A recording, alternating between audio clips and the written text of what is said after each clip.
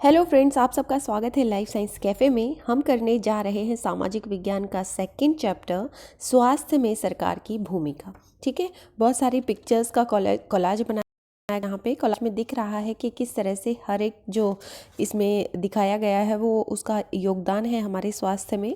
हमने ये भी पढ़ा स्वास्थ्य क्या होता है, फिर हमने पढ़ा कि भारत में पहले डॉक्टर्स कितने थे, स्वतंत्रता से पहले कितने थे, अब कितने हैं, पहले बीमारियों का क्या कुछ था, अभी क्या है, बीमारियां कम हुई हैं या ज़्यादा हुई हैं, और हॉस्पिटल कितने ज़्यादा बने हैं, डॉक्टर्स कितने ज़्यादा, और बाहर से लोग इलाज करवाने के लिए आते हैं, फिर भी हमारे देश में स्वास्थ्य का क्या हाल है। ठीक है, फिर हाकिम शेख की कहानी हमने पढ़ी जिसमें ये बताया कि वो किस तरह से बीमार थे, उनको 12 घंटे में 8 हॉस्पिटल जो है देखने पड़े, गवर्नमेंट हॉस्पिटल गए वो। ठीक है, तो हमने सार्वजनिक और जो प्राइवेट हॉस्पिटल्स होते हैं, गवर्नमेंट हॉस्पिटल्स होते हैं, उसमें 2 बच्चे गए, उन्होंने अपना अपना एक्सपीरियंस बताया कि उनको क्या क्या वहाँ पे देखने को मिला, कितनी उनकी फ़ीस लगी। चलिए अब शुरू करते हैं कि हमें सरकार को कर क्यों देना चाहिए। जो हम टैक्स की बात कर रहे हैं, यहाँ पे कर कहते हैं टैक्स को, हम गवर्नमेंट को टैक्स क्यों देते हैं। सरकार कर से प्राप्त धन का उपयोग विभिन्न प्रकार के सार्वजनिक सेवाओं को मुहैया कराने में खर्च करती है, जिसमें सभी नागरिकों को फ़ायदा होता है। देखिए, जो भी हम टैक्स देते हैं गवर्नमेंट को, किसी भी तरह का जो टैक्स देते हैं, कोई सामान खरीदते हैं उसके ऊपर टैक्स लगता है ना, जैसे बिजली पानी पर टैक्स लगता है, या कपड़ों पे टैक्स लगता है, या फिर हमारी जो सैलरी होती है वो ज़्यादा होती है कुछ एक लिमिट से, तो उसके ऊपर भी टैक्स होता है। तो ये कहाँ जाता है, सार्वजनिक चीज़ें मुहैया करवाते हैं, सार्वजनिक जो सबको मिलती हैं उपयोग करने के लिए। जैसे हमारी बसें हैं, ठीक है, गवर्नमेंट बस चलाती है, उनकी देखरेख करने में, उनको बनाने में और बसेस लाने में उस टैक्स का प्रयोग होता है।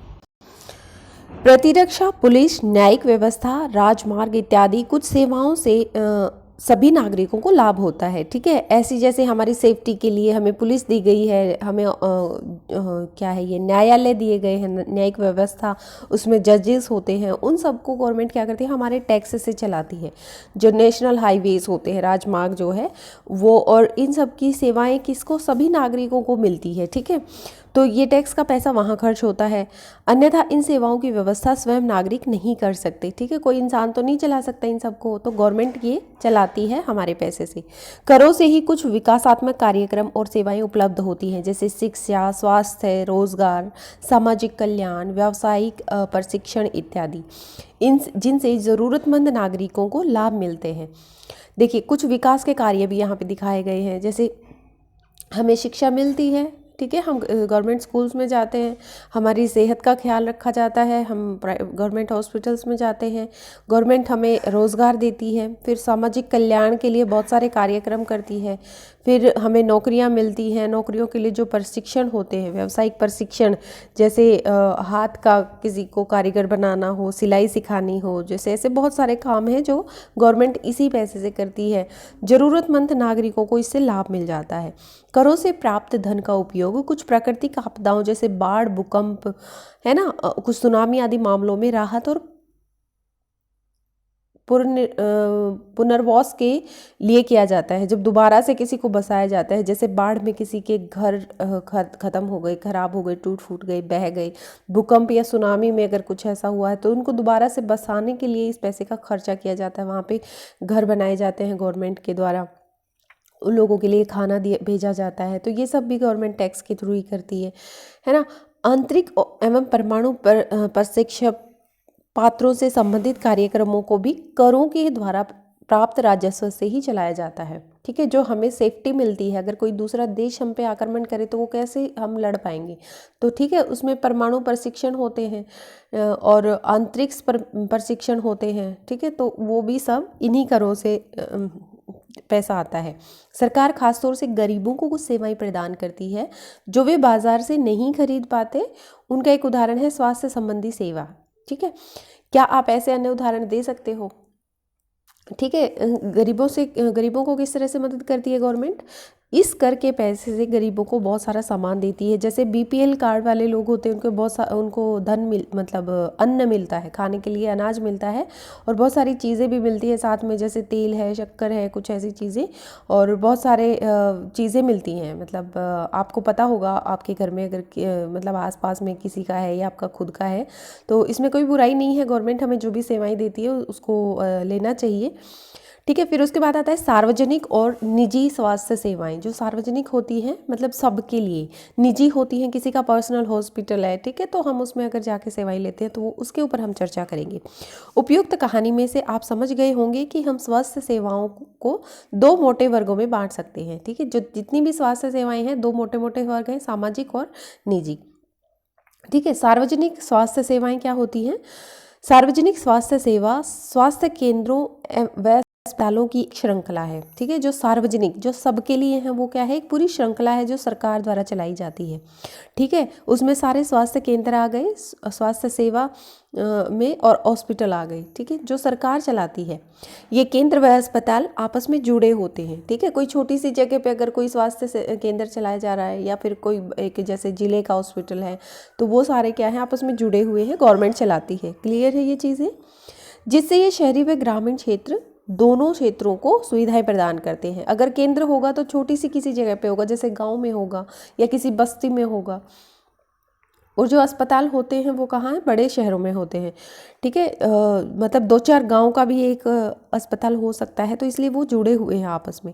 और सभी बीमारियों, साधारण से लेकर विशेष देखभाल की ज़रूरत वाली बीमारियों का इलाज प्रदान करते हैं, ठीक है। इसमें सभी बीमारियों का इलाज होता है। अगर नहीं भी होता है तो वो क्या करते हैं? रेफ़र कर देते हैं कि चलिए हमारे यहाँ पे नहीं है, आप सिटी हॉस्पिटल में ले जाओ। ग्राम के स्तर पर एक स्वास्थ्य केंद्र होता है, ठीक है। गांव के मतलब लेवल पे एक स्वास्थ्य केंद्र होता है जहां प्राय एक नर्स और एक ग्राम स्वास्थ्य सेवक रहता है, ठीक है। गांव में एक केंद्र होगा तो उसमें एक नर्स ज़रूर मिलेगी आपको और एक स्वास्थ्य कर्मी ज़रूर मिलेगा। और वे प्राथमिक स्वास्थ्य केंद्र के डॉक्टरों की देखरेख में कार्य करते हैं, ठीक है। जो प्राथमिक स्वास्थ्य केंद्र होते हैं वहाँ के डॉक्टर उनकी देखभाल करते हैं कि क्या करना है, किस तरह से इलाज करना है, तो वो नर्स उनके कहने से ही कार्य करती है। ग्रामीण क्षेत्र में ऐसा केंद्र कई गाँव की ज़रूरतों को पूरा करता है। कई बार ऐसा होता है कि दो छोटे गाँव, 2 3 4 5, उनके लिए सिर्फ एक ही केंद्र होगा, ठीक है, तो वो अकेला ही सभी गाँव की ज़रूरतों को पूरा करता है। जिला स्तर पर जिला अस्पताल होता है जो इन सभी स्वास्थ्य केंद्रों की देखरेख करता है, ठीक है। जो जितने भी केंद्र होंगे ना गांव में, वो किसके अंडर होंगे? जिला के, जो जिला है आपका, जो भी जिला पड़ता है उसका अस्पताल जो है वो उन सब केंद्रों की देखभाल करेगा, ठीक है। मतलब उसके अंडर वो सारे काम करेंगे। बड़े शहरों में कई सरकारी अस्पताल होते हैं, जैसे एक वह था जिसमें अमन को ले जाया गया, और ऐसे भी विशिष्ट सरकारी अस्पताल हैं जिनका जिक्र हाकिम सेक की कहानी में हुआ, ठीक है। बहुत सारे हॉस्पिटल होते हैं बड़े शहरों में, तो कई हॉस्पिटल हो सकते हैं। इन स्वास्थ्य सेवाओं को कई कारणों से सार्वजनिक कहा जाता है, ठीक है। कई कारण होते हैं जिसकी वजह से इनको सार्वजनिक कहा जाता है। सरकार ने सभी नागरिकों को स्वास्थ्य सेवाएं प्रदान करने की वचनबद्धता को पूरा करने के लिए ये अस्पताल और स्वास्थ्य केंद्र स्थापित किए हैं, ठीक है। गवर्नमेंट पहले ही कहती है कि अगर हमारी सरकार आ गई तो हम यहाँ पे हॉस्पिटल बनवा देंगे, ये कर देंगे, तो ये उन्हीं वचनबद्धता को पूरा करने के लिए ये शुरू किए गए थे। इन सेवाओं को चलाने के लिए धन उस पैसे से आता है जो लोग सरकार को टैक्स के रूप में देते हैं। समझ गए? यही बात पहले एक छोटे से पैराग्राफ में बताई थी कि जो भी हम टैक्स देते हैं वो हमारे ही द्वारा उपयोग किया जाता है, और वो कैसे? जैसे सरकार उस हॉस्पिटल को बना देगी और हम उस हॉस्पिटल से फ़ायदा लेंगे, ठीक है, सेवाएं लेंगे। इसीलिए ये सुविधाएं सबके लिए एक हैं। सार्वजनिक स्वास्थ्य व्यवस्था का एक महत्वपूर्ण पहलू यह है कि इसका उद्देश्य अच्छी स्वास्थ्य सेवाएं निःशुल्क या बहुत कम कीमत पर देना है, ठीक है। क्योंकि जब भी आप प्राइवेट हॉस्पिटल में जाते हो तो वहाँ पे खर्चा ज़्यादा होता है। काउंटर पे ही आपको 500 रुपये की एक स्लिप कटवानी पड़ती है, ठीक है। प्राइवेट हॉस्पिटल में क्या होता है? 5 रुपये की कटवानी पड़ती है, 10 की कटवानी होती है। तो इस तरह से वो निःशुल्क के बराबर ही माना जाता है, जिससे गरीब लोग भी इलाज करा सकें। स्वास्थ्य सेवाओं का अन्य महत्वपूर्ण कार्य है जैसे टीबी, मलेरिया, पीलिया, दस्त लगना, हैजा, चिकनगुनिया आदि को फैलने से रोकना। अब दूसरा काम क्या है कि जब भी कोई बीमारियां फैलती हैं, जैसे चिकनगुनिया फैल रहा है, तो गवर्नमेंट क्या करेगी, जब भेजेगी अपने काम कर्मचारियों को कि आप जाकर स्प्रे करके आओ, मच्छरों से फैल रहा है, या फिर मलेरिया फैल रहा है तो भी मच्छरों की दवाइयाँ वो हर जगह पे डलवाते हैं। ठीक है, चेकिंग करते हैं कि कहीं पे पानी तो नहीं रुका हुआ शहर में। तो इस तरह की सुविधाएं भी जो है वो गवर्नमेंट हॉस्पिटल देते हैं। इनकी इसकी व्यवस्था सरकार को लोगों के सहयोग से करनी होती है। ठीक है, अगर लोगों का सहयोग नहीं होगा तो वो व्यवस्था भी नहीं होगी, इसलिए हमें भरपूर सहयोग करना चाहिए। जब भी हमारे इलाके में कोई दवाई देने के लिए आता है, बच्चों को टेबलेट्स देने आता है, टीकाकरण करने आता है, तो हमें भरपूर सहयोग करना चाहिए, अन्यथा यह असफल हो जाएगी। ठीक है, नहीं तो फिर वो सफल कैसे होगी अगर हम नहीं सहयोग करेंगे तो। यहाँ पे बताया भी गया है कि मच्छरों को पैदा होने से रोकने के अभियान को सफल बनाने के लिए यह सुनिश्चित करना पड़ेगा कि क्षेत्र के सभी लोग अपने कूलरों और घरों की छतों आदि पर पानी एकत्रित न होने दें। ठीक है, अगर मच्छरों का मलेरिया को रोकना है तो आप अपने अपने लेवल पे इसे कंट्रोल कर सकते हैं। जब भी आप कूलर में पानी डाल के छोड़ते हैं, बारिश हो जाती है, फिर उसको यूज़ नहीं करते, तो ऐसे में उस पानी को बाहर निकाल दें, नहीं तो वहाँ पर मच्छर बन जाएंगे, पनपने लगेंगे और वो बहुत ज़्यादा उनका ब्रीडिंग होता है, बहुत सारे मच्छर पैदा होकर बीमार कर देंगे। ठीक है, हाकिम शेख के प्रकरण को पुनः याद कीजिए। हाकिम शेख के साथ क्या हुआ था, उसको एक हॉस्पिटल में बोल दिया था कि हमारे पास डॉक्टर नहीं है, दूसरे ने बोल दिया था हमारे पास बेड नहीं है, तो उसे बहुत परेशानी हुई थी, है ना। क्या आप जानना चाहेंगे कि उस मामले में कोर्ट ने क्या निर्णय लिया, है ना। तो ये भी तो होता है कि उसने कोर्ट में केस किया था, फिर उसके साथ क्या हुआ, कुछ मिला कि नहीं राहत का। हमारे संविधान के अनुसार लोगों के हित को क्या है, लोगों के हित को सुनिश्चित करना और सबको स्वास्थ्य सेवाएं प्रदान करना सरकार का प्राथमिक कर्तव्य है। ठीक है, लोगों के हित मतलब उनके भलाई के लिए कार्य करना और उनको सेवाएं प्रदान करना पहला कार्य है हमारी सरकार का।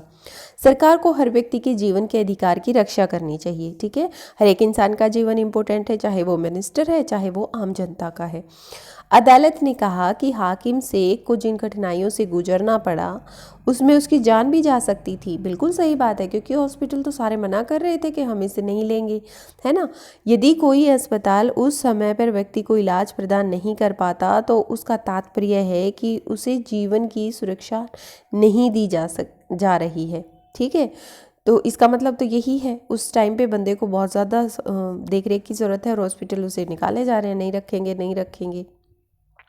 अदालत ने यह भी कहा कि सरकार का कर्तव्य है कि वह मरीजों की आवश्यक स्वास्थ्य सेवाएं दें। हॉस्पिटल की जिम्मेदारी होती है ना कि कम से कम जो ज़रूरी है वो तो सेवाएं दें, जिसमें आकस्मिक इलाज, आकस्मिक होता है अचानक से इलाज करना पड़े, आकस्मिक इलाज की सुविधा भी सम्मिलित हो। ठीक है, उसमें अचानक से कोई आ जाए तो उसको एक बार के लिए कम से कम रखे और उसको सुविधा दे, जितना हो सकता है उतना दे, क्योंकि बंदा गली में घूमेगा, दूसरे हॉस्पिटल तक जाएगा, तब तक उसके साथ कुछ भी अनहोनी हो सकती है। अस्पताल और उनके स्वास्थ्य संबंधी कर्मचारियों को आवश्यक इलाज प्रदान करने की जिम्मेदारी पूरी करनी चाहिए। कई सरकारी अस्पताल ने हाकिम शेख का इलाज करने से मना कर दिया था, इसलिए अस्पताल ने राज्य सरकार को निर्देश दिए कि वह हाकिम शेख द्वारा इलाज पर व्यय किए गए पूरे खर्च का भुगतान करे। ठीक है, तो जो हमारी कोर्ट थी जिसमें हाकिम शेख ने मुकदमा किया था, उसने कहा कि जितना खर्चा उसका हुआ है उसका वो गवर्नमेंट वापस पैसा दे। ठीक है, तो यहाँ पर एक दिखाया गया है फोटो, जिसमें गांव के एक स्वास्थ्य केंद्र में मरीज को दवाइयाँ देती है एक डॉक्टर, गाँव में भी डॉक्टर ऐसे हेल्प करते हैं। दूसरा है एक सरकारी अस्पताल में अपने बीमार बच्चे के साथ एक औरत। यूनिसेफ के अनुसार हर साल 20 लाख बच्चे ऐसे संक्रमण से मर जाते हैं जिन्हें रोक पाना संभव है। मतलब 20 लाख बच्चों की मौत को रोका जा सकता है। फिर कहाँ है हमारी गवर्नमेंट, कहाँ है हमारी सुविधाएं। ठीक है, निजी स्वास्थ्य सेवाएं, ये पढ़ते हैं। हमारे देश में कई तरह की निजी स्वास्थ्य सेवाएं पाई जाती हैं, कई तरह की। ठीक है, हर एक गली में एक हॉस्पिटल आपको मिल जाएगा। बड़ी संख्या में डॉक्टर अपने निजी दवाखाने चलाते हैं। कई बार तो ऐसा होता है कि गवर्नमेंट हॉस्पिटल के डॉक्टर अपना प्राइवेट हॉस्पिटल भी चलाते हैं। तो और वो क्या करते हैं, जब भी कोई गवर्नमेंट हॉस्पिटल में जाता है, ओपीडी में कोई जाता है, तो वो अपने जो नर्स हैं या फिर जो भी स्वास्थ्य कर्मी हैं वहाँ पे उनको बोलते हैं कि इनको बोलो कि वहाँ पे अच्छा इलाज होता है, वहाँ जाओ। ठीक है, तो ऐसा करते हैं डॉक्टर। ग्रामीण क्षेत्रों में पंजीकृत चिकित्सा व्यवसायी आरएमपी मिल जाते हैं। शहरी क्षेत्रों में बड़ी संख्या में डॉक्टर हैं, जिनमें से बहुत से विशेषज्ञ की सेवाएं प्रदान करते हैं। मतलब कोई हार्ट का डॉक्टर है, कोई आईज़ का डॉक्टर है ना, आईज़, ईयर, नोज़, और कोई स्किन का स्पेशलिस्ट है। इस तरह से निजी मतलब जो डॉक्टर होते हैं वो विशेषज्ञ की सेवाएं प्रदान करते हैं। निजी रूप से चलाए जा रहे अस्पताल व नर्सिंग होम भी हैं। बहुत सारे नर्सिंग होम मिल जाएंगे।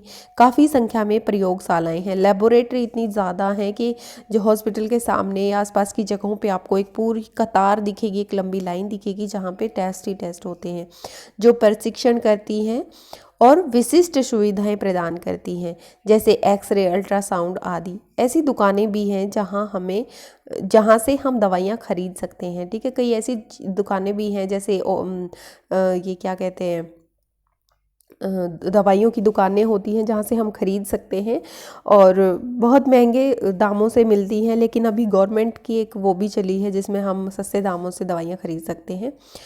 फिर है किन किन अर्थों में सार्वजनिक स्वास्थ्य व्यवस्था सबके लिए एक सेवा है ना। आपको बताना है कि सबके लिए एक किस तरह से, आपको कैसे महसूस होता है कि गवर्नमेंट हॉस्पिटल सबके लिए एक है। कुछ प्राथमिक स्वास्थ्य केंद्रों एवं अस्पतालों की सूची बनाइए। ठीक है, आपको लिस्ट बनानी है जो प्राथमिक स्वास्थ्य केंद्र हैं जो आपके घर के पास हैं। आपके अपने अनुभव से अथवा उनमें से किसी एक में जाकर केंद्र चलाने वाले लोगों का और वहाँ दी जाने वाली सुविधाओं का पता लगाइए। आपको ये सब करना है कि वहाँ जाके अपना एक्सपीरियंस आपको फिर हमारे साथ शेयर करना है।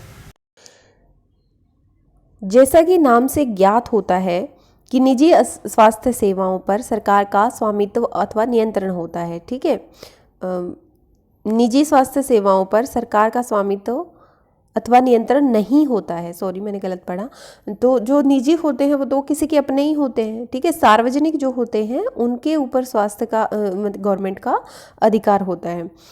सार्वजनिक